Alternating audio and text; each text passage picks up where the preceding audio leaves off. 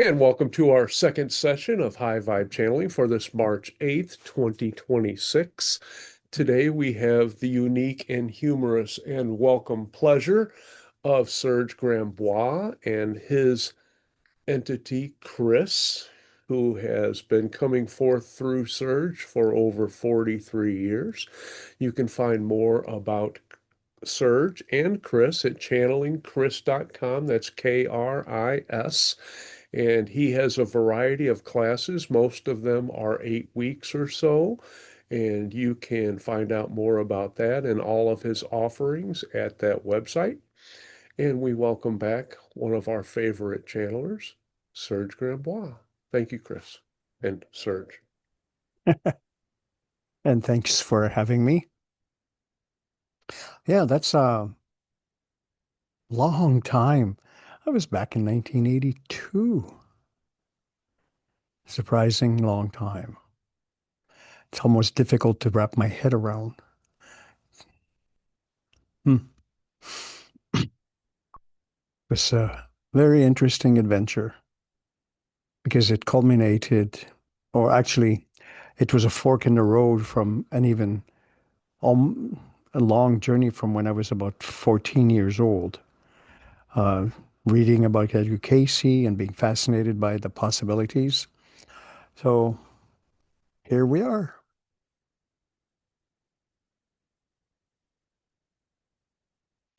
And what are we up to now? More fun. Well, that's the idea, isn't it? Well, shall we bring the old guy in? Yes, please. And Hmm. thank you. Let me switch stations here.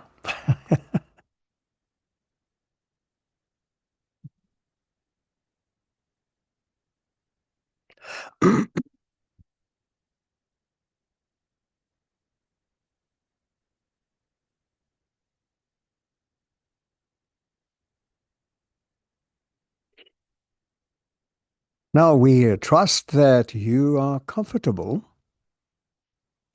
and we thank you for your consideration. And the operative word, as you suggested, is fun. It is what keeps your human experience, your human journeys fascinating. Because you would not be if you did not at least find a little modicum of fun along the way. You are exploring the boundaries that you have set up for yourselves and finding ways to actually take them down. You stretch the limits of your possibilities as much as you can, up to and including sometimes being too serious and other times being extremely funny with life. And the contrast gives you a very good idea how you manage your resources in order to continue the adventure you call life. And this is but one small journey of thousands and thousands of other journeys that you undertake. Uncle Seth has many times, so have we, suggested that you are a multiplicity of selves, a confederacy of selves, a conference of selves. And this strikes very much at the heart of what you believe the personality to be. Because most human beings assume that the person you are is formed sometime back in youth, and that's it. You do not notice all of the many, many times your sea of being continues to bring waves of personality fragments to the shore of your experience. You may not even be aware of how you fluctuate from one self or sense of identity to another, simply because your lovely ego has been organized in such a way as to keep a certain steadfastness so that you do not necessarily become alarmed if some other kinds of personality traits simply find their way onto the beach of your being. And a little bit of investigation, a little bit of curiosity can open your eyes. Now, Ray and others who quote unquote channel actually play with that. If you consider the idea of a radio receiver, you turn the dial, either FM or AM, in between stations you get some static. When you get onto a particular station, then it comes through and provides you with some information, whether it is music, news, sportscast, whatever the case may be. In some respects, the analogy does hold in terms of how you manage the vast spectrum of personality traits and characteristics available to you. Now, under some conditions, such as the social constructs that you inhabit, you do limit the range of those stations to a minimum in order to keep a certain momentum. But in your dreams, you do not hold back as much. You venture into whole and entirely different personality structures. In some ways, you might even notice that time is very different in the dream state. You know people in the dream state you do not know in your waking life. You sometimes see people from your waking life in your dreams, but they may somehow or other look familiar to you, but they may project a different personality. And some of those traits and characteristics are also projections of your own vaster dimensionality. And all of these things exist not necessarily in a physical manner. In fact, there is not so much a thing as an outside physical experience or even a reality, though your senses would try to convince you of that. But everything occurs within, all in the vastness of your own multidimensional mind. And we only mention it to encourage you to investigate, to explore, like an archaeologist. An archaeologist does not dig and create something. The archaeologist gently and carefully uncovers what was already there.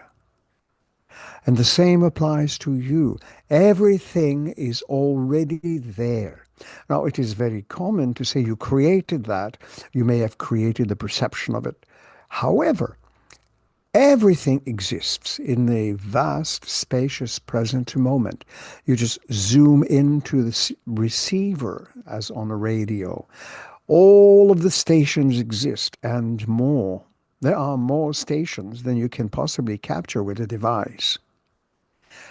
They all exist now. You learn how to tune into them. And in doing so, you facilitate explorations of consciousness. You give consciousness an opportunity to manifest in ways it may not have had the possibilities before. So we do encourage you to continue those explorations. Archaeologists of Consciousness is such a fitting title, and you can learn much in many of the Vedic texts. Some go far back, 3,000 to 4,000 years. They already had descriptions of multi-dimensional complexes, thought structures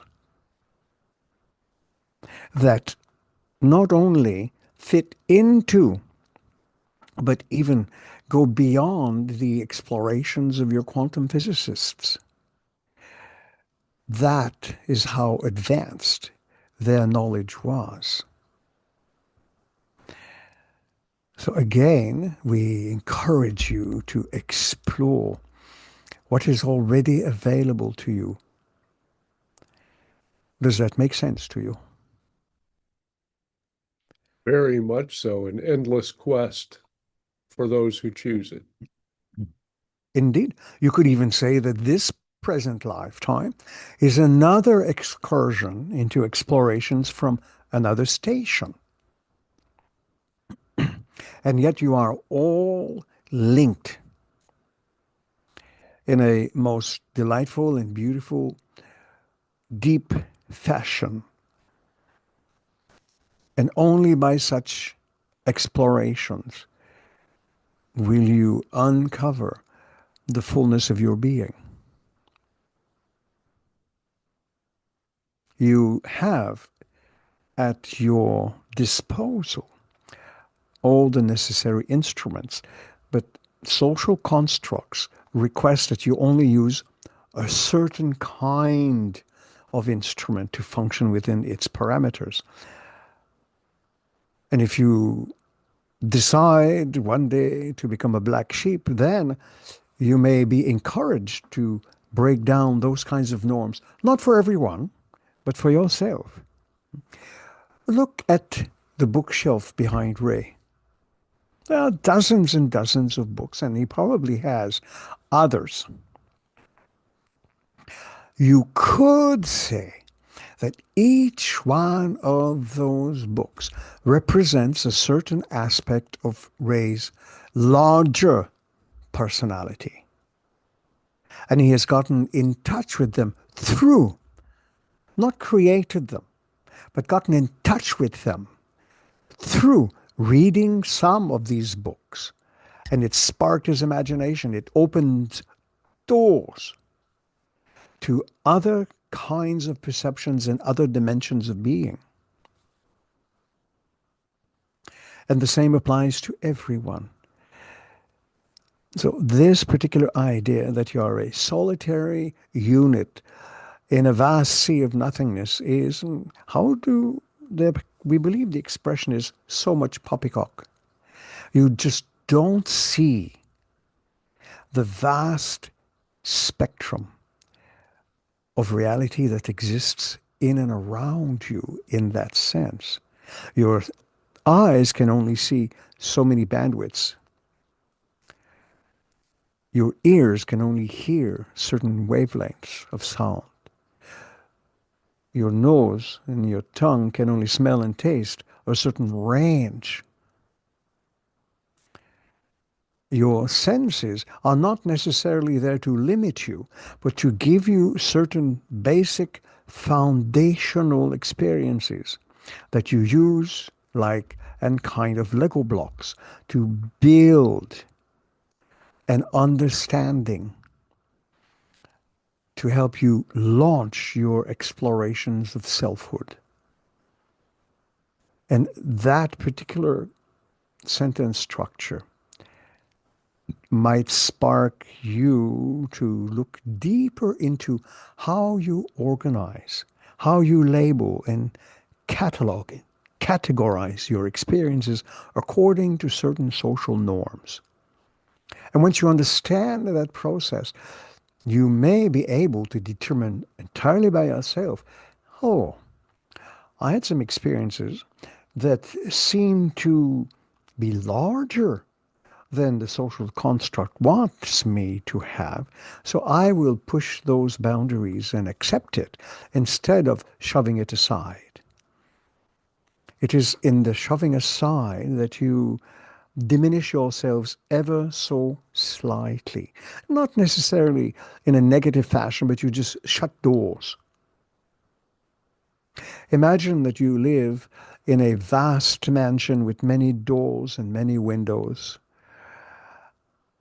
You can look through each and every one of them and see what experiences are available to you. Or you can just start shutting them down. Close this door, close that window, shut this room off, and so on and so forth until everything is a nice, tiny little bundle or package of practicality. So we encourage you to not break down doors and windows, but to open them because it opens your mind. Your mind is a gateway. Everything is perceived and experienced there. Everything comes from there. So use that most interesting instrument. Now, might there be some inquiries or observations? Please share.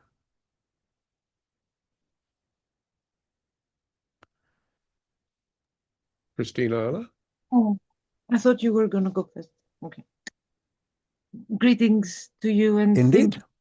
yes, thank you very much for this co-creation. It's lovely to have you back. Speaking of experiences, a couple of months back, I saw someone in public transport and I felt like a very strong vibrational match. And now, I'm in a state where I'm thinking, oh, I definitely had like parallel lives with this person. And I'm in a fairly big city, and this past weekend I manifested him again. There he is in front of me. And I was blown away, and half of me wanted to have contact and take action and go and speak, and half of me didn't. And being the chicken that I am, I didn't. Um, so, Just stay away from Colonel Sanders. Kentucky Fried Chicken. ah, yes, no, I like to eat nice things. Thank you. So, is there any advice you can give on such a situation? If if you encounter the individual again, you can gauge whether you can go and say hello. We do not necessarily advise, hello, my name is so and so. I'm one of your parallel selves, and we come from this universe. Hmm. But you see, that's probably something that I would do.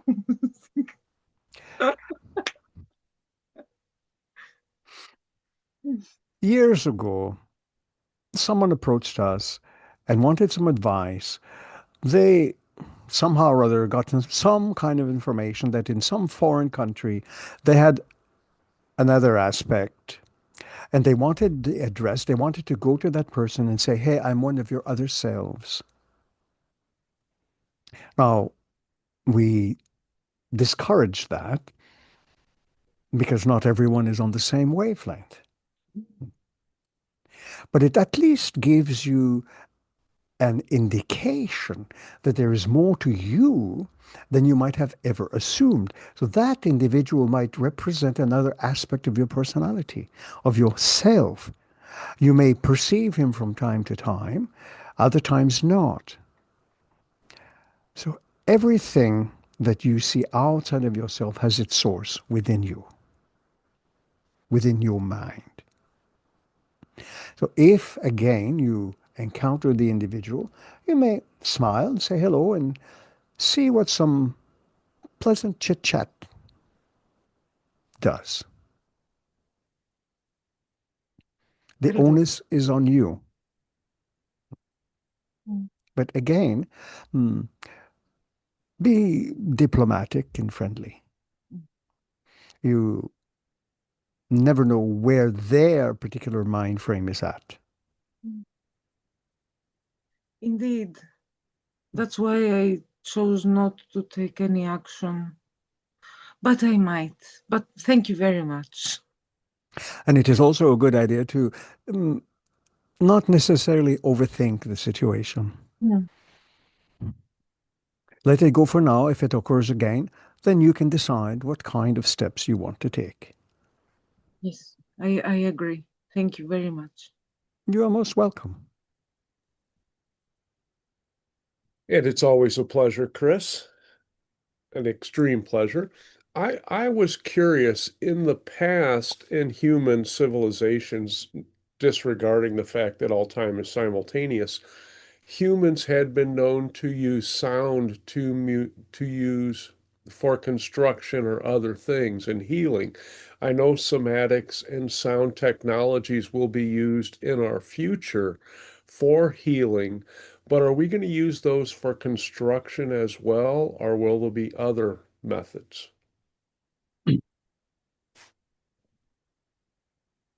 The question merits some thought. Now, we could say, oh, yes, yes, this was all going to be magical, but we also like to add some practicality, just a soupçon of it. So, every particular dimension and civilization develop their own approaches. And yes, your particular earth plane in a particular kind of past, sometimes much further back than you think in terms of time. You had particular kinds of unique and interesting non-physical technologies, mechanisms that are created internally. Sound vibration as such that could help levitate large objects, certain kinds of stones, could even start changing or soften the stones so they could be manipulated into something worthwhile, some kind of art form, if you like. Other cultures used objects to transfer energy. Some used crystals, some used devices that just simply no longer exist on your plane of reality because they were used for devastating purposes and therefore they just were banned in a certain way. So your race is multidimensional. You have access to all sorts of curious ideas, some kinds of physics that simply don't fit the definitions of physics in your plane of existence. And they can be used. Some of them will not work here because you don't have the complementary accoutrement, if you like, the complementary sciences to support that, nor the minds or intelligence to do it because you have a completely different base of reality. In your future, and there are many possible definitions of that, there is no future set in stone. It is always meandering, following the shores of the rivers of experience. There is a possibility of a whole new kind of experience and knowledge and exploration, a whole new kind of physics. Your quantum physicists are rediscovering some of these ancient knowledge bases and in doing so may find new applications for them. So within the atom, they are, and we are using the word loosely, they are discovering that there are entire universes. And this actually is described in some of the Vedic writings. In one atom, there could be entire dimensions because of what your quantum scientists refer to as string theory and others. You could also call them fractals. Everything is reflected in everything else. So the possibilities are almost endless, and how you end up using such technologies will depend on a certain consensus within your framed reality, because you don't necessarily operate alone. Your reality, your consciousness is not transactional. It is not that you say three mantras and this is supposed to happen. It is not transactional. It is instead relational. Look at it this way. If you have a seed, what is needed for that seed to flourish? You need water, soil, warmth, light, all related. You can put the seed in a jar and nothing will happen because it is out of its relationship with its environment. You also exist in relation to everything else. And that is an important thing to keep in mind. Does that make sense to you? That makes a lot of sense. So really, it depends on our vibration individually and collectively determines what options we have, and then our choices indicate what options we manifest. To a certain degree, yes. You operate conference style, if you like, just like you have Skype call here. In your dream state, you have a much vaster Skype system or Zoom system for that matter, because Skype no longer exists. In those kinds of environments, you are not encumbered by time, space, and everything related to your physical relationships with your environment.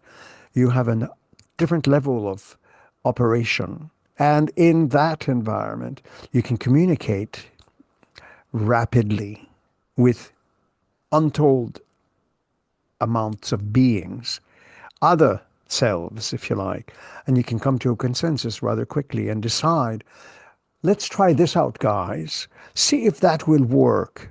And you can look into the probabilities and then say, oh, no, that's not going to work. We need another approach, and so on and so forth. So you test the waters with probabilities in dream states. The system is so vast. And then you can determine for yourselves collectively, yes, we believe this approach will bring a certain kind of experience that we would like to explore as a species, and then individually within that collective, everyone will have their own experience. It is not one or the other, it is together. And we rather like that. It is not this or that, it is this and that. And you may even select a particular probability and then halfway through recognize we need to do an about face or take a fork in the road to explore another possibility or other possibilities. And you do that constantly. Consciousness does not ever just stop. It finds ways. And since you are part and parcel of the overall greater consciousness, the higher mind, if you like, you are quite willing to go and explore. In fact, you are here, not in this Zoom call, but you are here on this plane of existence because you are explorers. You delight in discovering what kind of experience results in this kind of approach. So, from our point of view, have fun. That's the whole point. Excellent. I appreciate that. Thank you. And good analogies too. Thank you, Kris. Christina? Oh, hello again. Um, Earlier, energy was mentioned and structures and this, and I was thinking of all the buildings that I see a lot in Europe um, that have these what we call onions on top of them. They're round and have a point, and I believe these were used to gather energy in the past. Will this be coming back? We are curious. You used terms in the past. What says they're not doing that now? You might not be able to see all of it. The spectrum of vision could be rather narrow, but energy is the basis of all the constructions, all the constructs within all kinds of realities. Basically, there is no such a thing as no energy here, but energy there. Everything is energy. You see just a narrow spectrum of something much vaster. That's why we encourage that you keep exploring, keep, like an archaeologist, doesn't give up just because a few strokes of the brush doesn't bring anything. He or she knows that perhaps a few more brushing away the dust will reveal a fragment of the old civilization. It may even surprisingly bring, you have a special word for certain artifacts that are out of time and place. Archaeologists can be digging into something that is 3, 4, 5, 6,000 years old, but they find something that is reminiscent of something very, very modern. And it seems this artifact is out of time and place. These little things give you indication that time and space are not necessarily following your rules. They would like for you to push the boundaries. Does that make sense? Yes. So these are still in operation now, just in a Indeed. different. And they might also lead you to observe that they might not necessarily be from the past. They have to find a structure that is comfortable within your makeup of time and space, but they could actually be from the future. Oh, But it has to fit the narrative that you give to reality. So it can be superimposed onto something that looks old, but it could actually be futuristic. wow. I hadn't thought of that. That's very interesting. Yes, it is. Your Thank you. world is surprisingly full of little treasures and secrets that way. Yes, many, many secrets. Hmm. Please feel free to continue. Anyone else?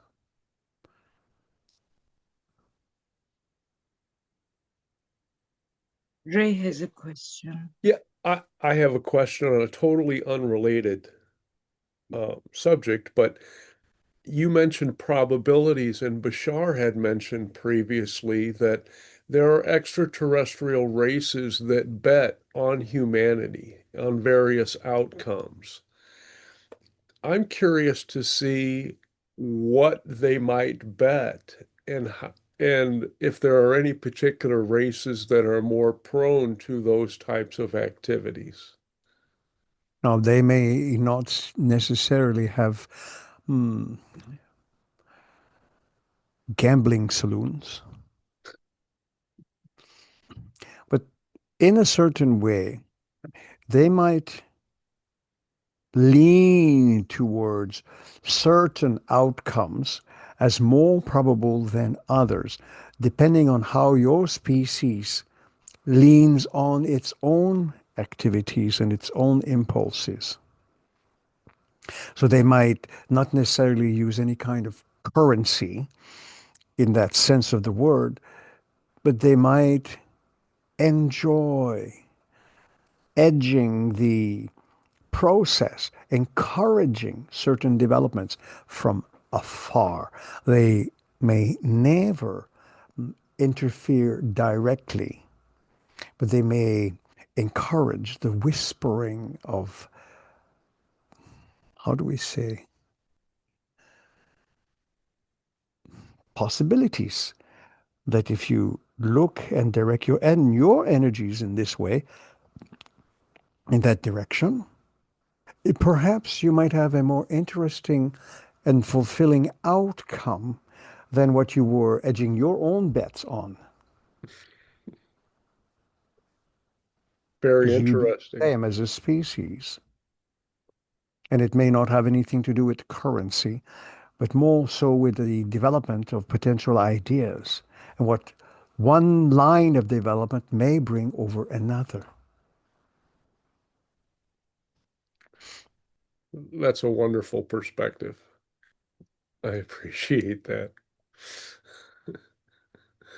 And Okay. again, we would like to mention that whether you interpret them as extraterrestrial beings, they are still part of a much vaster system of your own multidimensional sovereignty. Yes, and thank you for that reminder.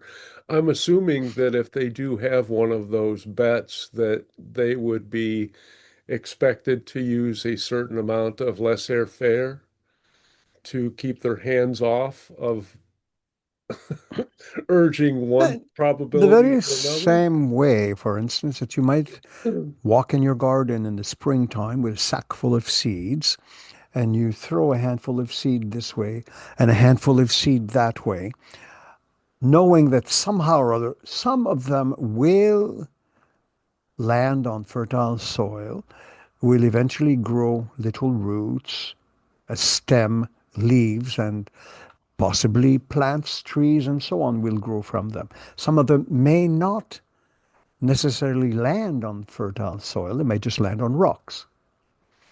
But you, as the farmer, may just have faith that somehow or other, as you scatter these seeds to the wind, some of them will take root. So this doesn't necessarily mean that there are gigantic space farmers out there, except perhaps what you call the Jolly Green Giant. But it doesn't mean that there's not either, because all things are possible. As is the Jolly Green Giant and the peas or peace.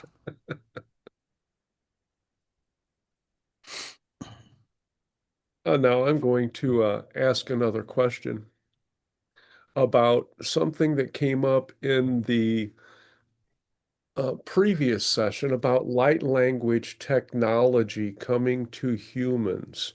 And that really perked my interest, and I'm sure for Wendy and Dave as well. Can you explain a little bit about that? Is that something that we're going to be gifted by extraterrestrials, who are, of course, our equals, or is that just another ability that we will develop? Nothing is necessarily going to be gifted or given unless your species has a certain basic foundational understanding of consciousness and the uses of other ideas about reality and how you can transform or shape reality in other ways than the one that you have. For instance, your present systems in your reality are consumerism, capitalism, and so on. Most of the isms.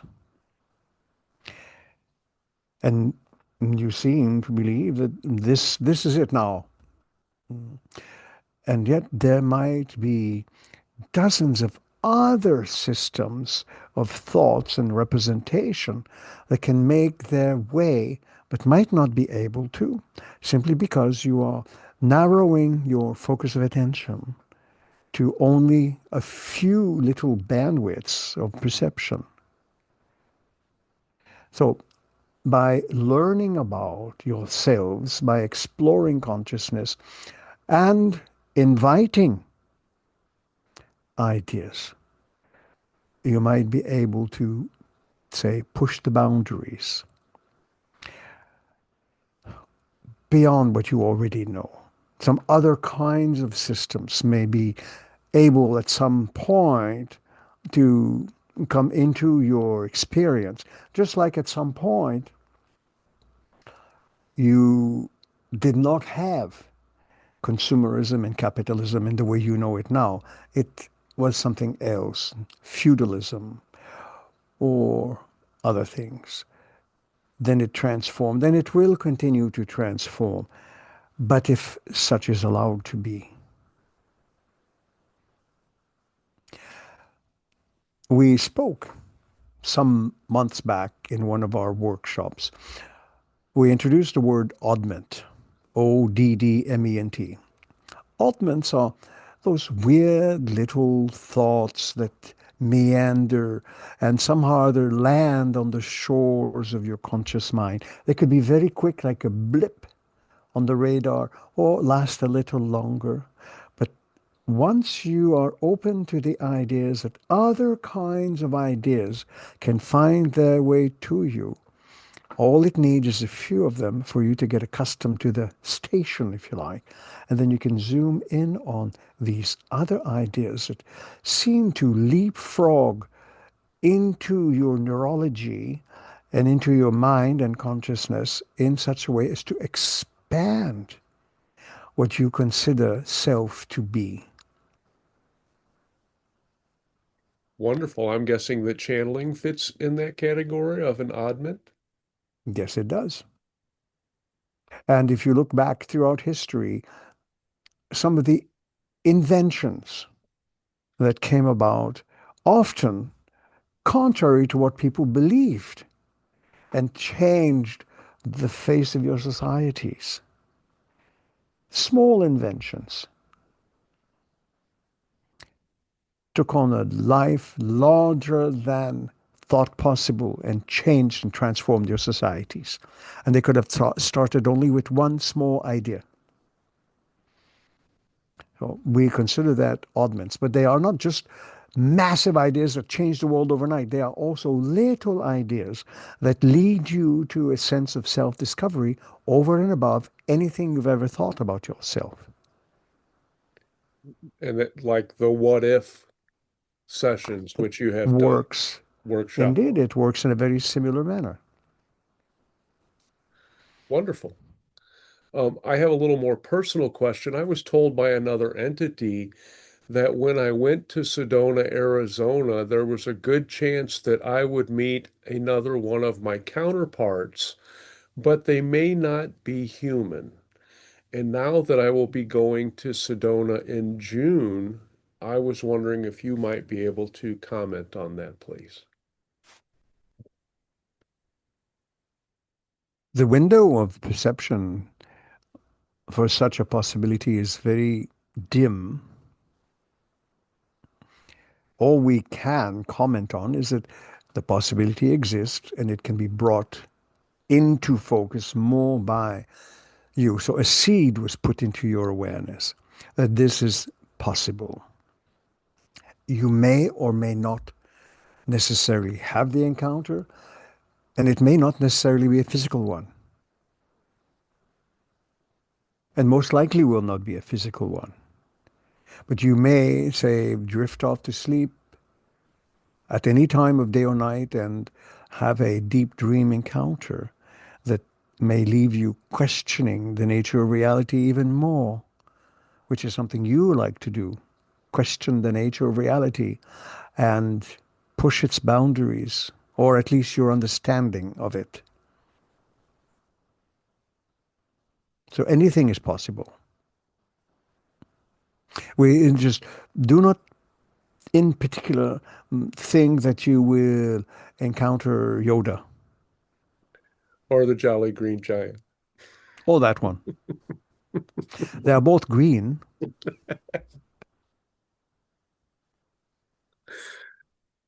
Excellent. Thank you so much. And I do not believe we have any other questions popping up at this time, Kris, but it has been a delightful and humorous evening and very informational and deep. And now we will all look for those weird thoughts which land on the shores of our minds. Indeed. And if you give that approach a go, for instance, consider that your mind is like a riverbed. It adjusts to the flow of the river itself, but it doesn't define the river, but it curves and widens and shortens as the water flows through it.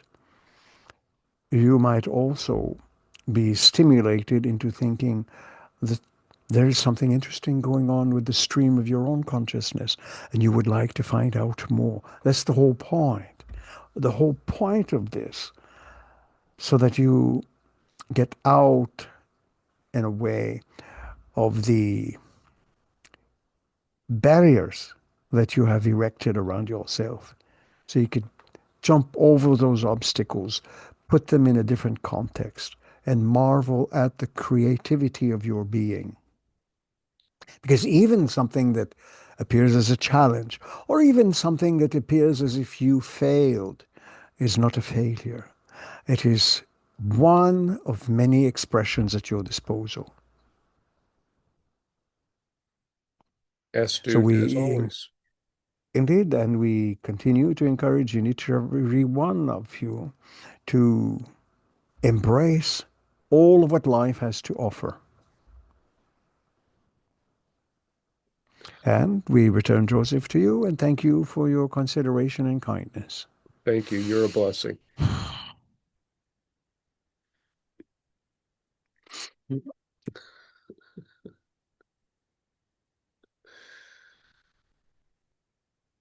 Welcome back. How was that? Good? It Good was chat? fabulous, very humorous. Yeah, Oh, heartfelt. you didn't say Yeah. it right. You didn't say it right. It was fabulous. Oh, yes. Marvelous. It was Yes, that too. marvelous. It was a lot of fun. I'm really looking forward to getting that I, transcript. There was a lot of I'm wisdom there. I'm looking at the books behind you, and I'm not sure what he said, but I know he said something about your books. Yeah, he said that the books may have given me ideas about different perspectives or different creations which are possible. And they're all science fiction behind me and around me in Mm, this room for the most part. So, yeah, I mean, there are so many different realities and beings and concepts and all kinds of stuff which are explored within these because I have about mm, 4,500 volumes. So mm. more than what I could ever read. But So yeah, you that's, so you just have a little collection. yeah, it keeps me from having a roommate because, hey, I'm not giving up my library. I see. I can't. Sorry. It's all a choice. Okay. It's all a choice. Yeah. Okay. Well, thank you very much. And thank you, Serge. It's been a pleasure. And I'll look forward to getting Yes. your bio whenever you get Okay. around to it. Okay. Thanks. All right. Bye. Thank you so Thank you, much. Serge. Yes, it Bye. was very, very helpful. Thank you.